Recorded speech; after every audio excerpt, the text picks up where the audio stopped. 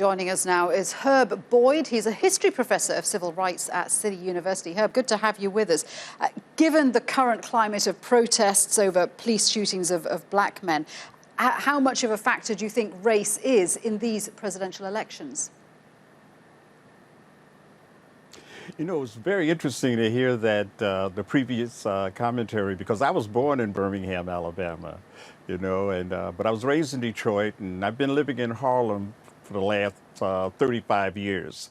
And the situation there is kind of typical that's across the country when it comes to the issue of race, certainly police brutality.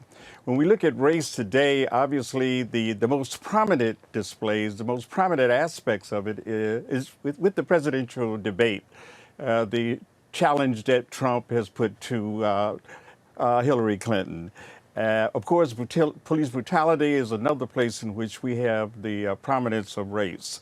It was interesting to hear that in the first debate that Hillary touched on some very key issues. In other words, I think she has her ear to the ground. She's listening to the concerns coming from the African-American community.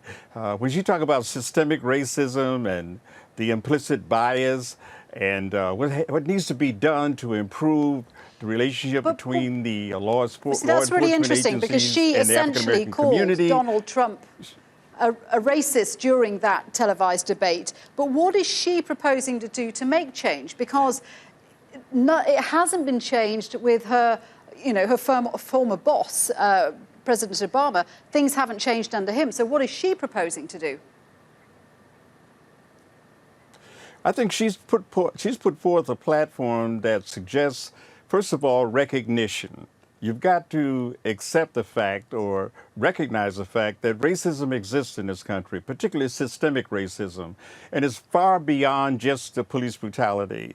It touches just about every aspect and element of African-American life, whether you're talking about education, housing, healthcare, what have you.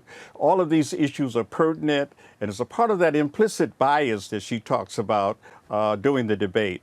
She is talking about not only recognizing, but having a dialogue. And beyond just recognition, you have to talk about resolution. And beyond resolution, you have to talk about respect.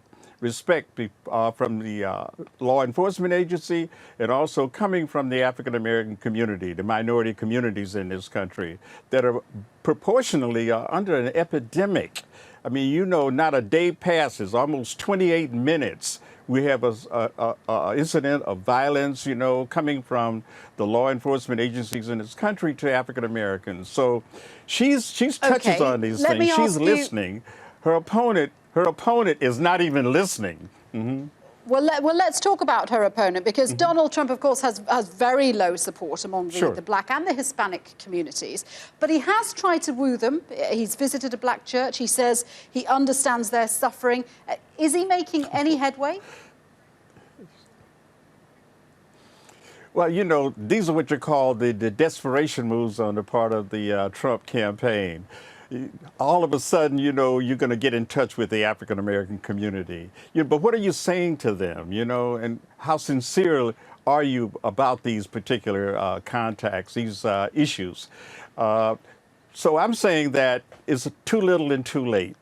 The needle has not moved whatsoever in terms of African Americans being at all interested in what he has to say. He has really no plan and no program. I haven't heard any, and most of the people I talk to agree that, hey, he's talking loud and saying nothing at all. A very empty rhetoric when it comes to the African American community. Herb, it's been a pleasure to speak with you. Thank you very much indeed for joining us. Herb Boyd in New York there.